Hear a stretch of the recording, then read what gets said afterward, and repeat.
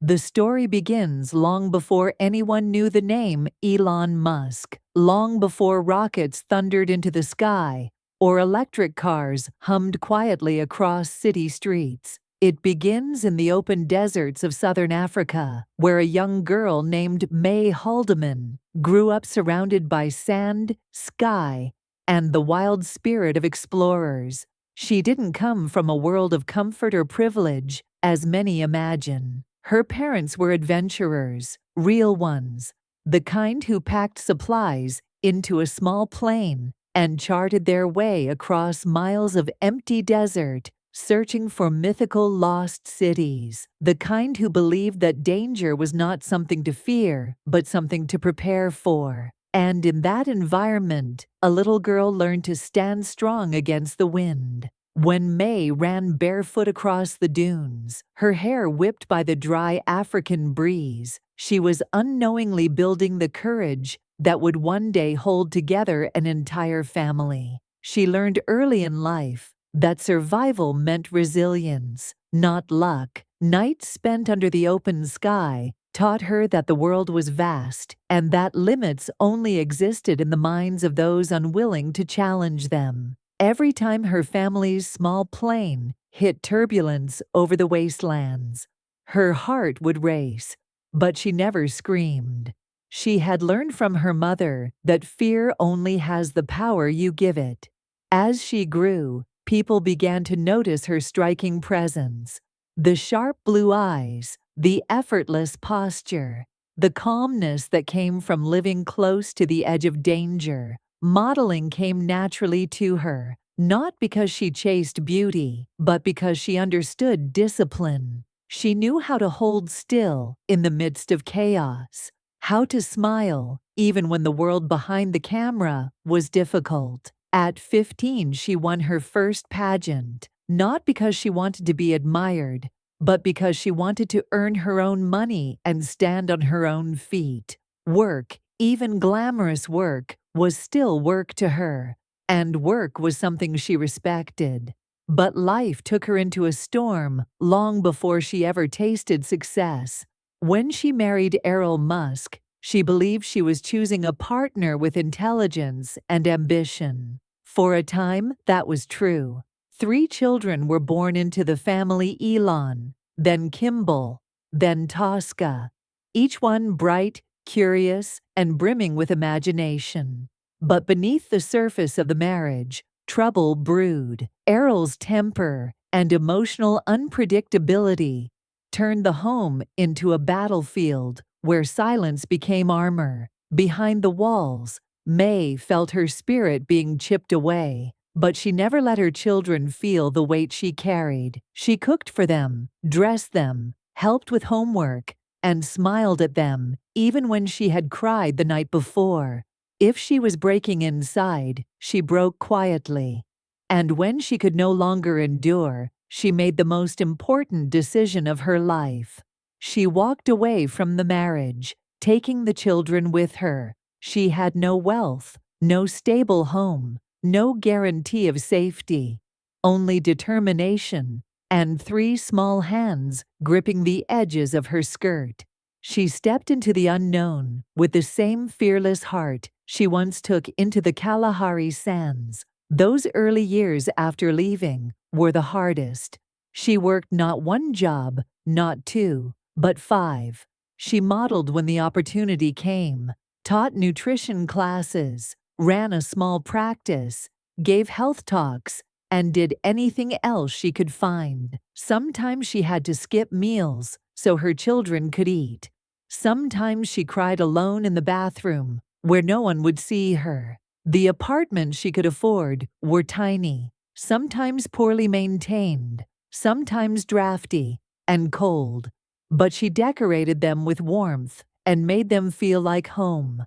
When clients couldn't pay on time, she was patient. When work exhausted her, she found strength from the faces of her children. Elon especially was quiet, almost mysterious. He spent hours reading, books piled beside him, encyclopedias scattered on the floor. His imagination stretched far beyond the small rooms they lived in. He asked endless questions about space, physics, electricity, and the future. Instead of dismissing his curiosity, Maye encouraged it. She didn't always understand his ideas, but she respected his mind. She never told him to stop dreaming, even when she had every reason to focus only on survival.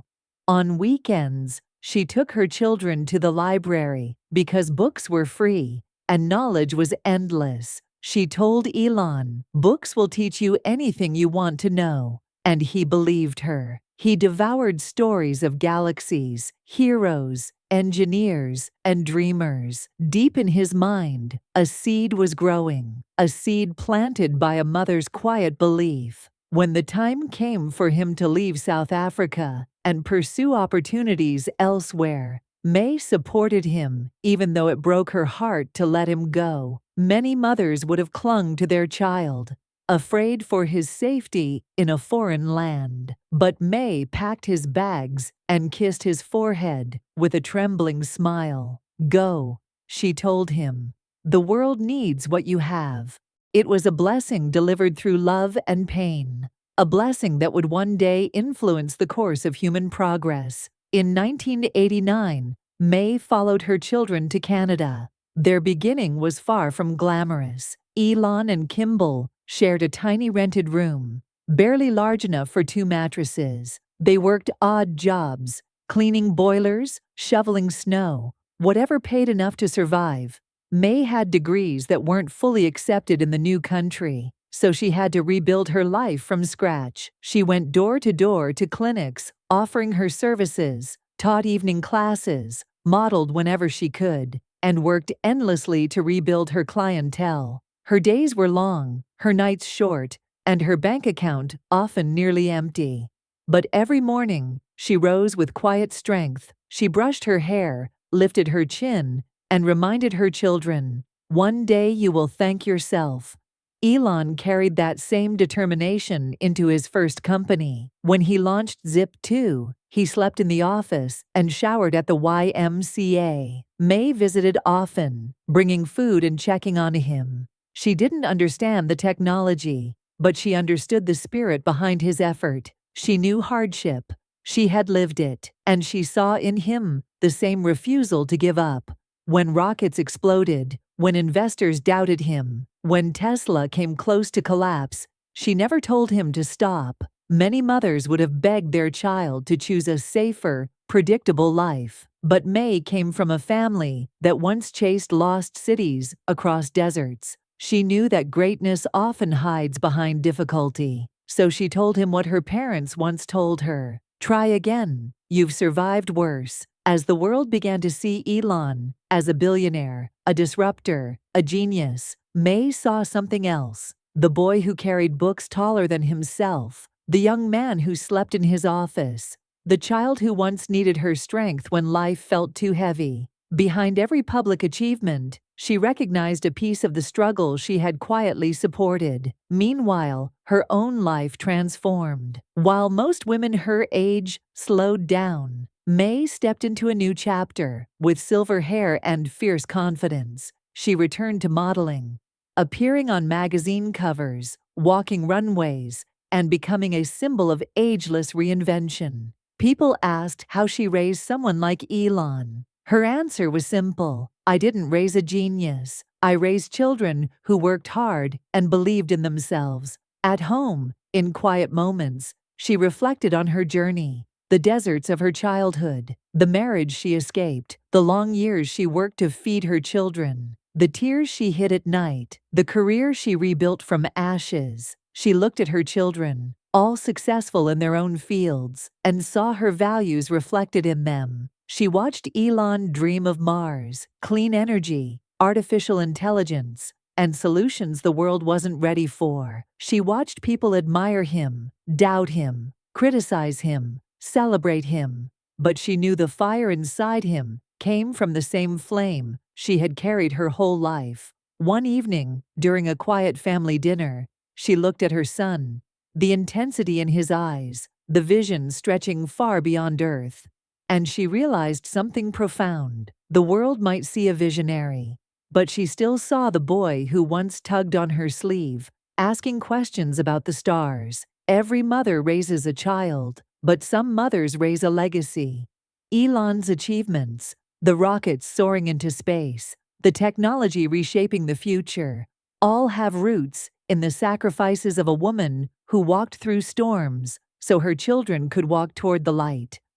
Her strength became his compass. Her courage became his foundation. Her resilience became his fuel. Look closely, and the invisible thread becomes clear. The world knows the name Elon Musk because Maye Musk refused to break. She refused to surrender. She refused to let hardship define her children's future.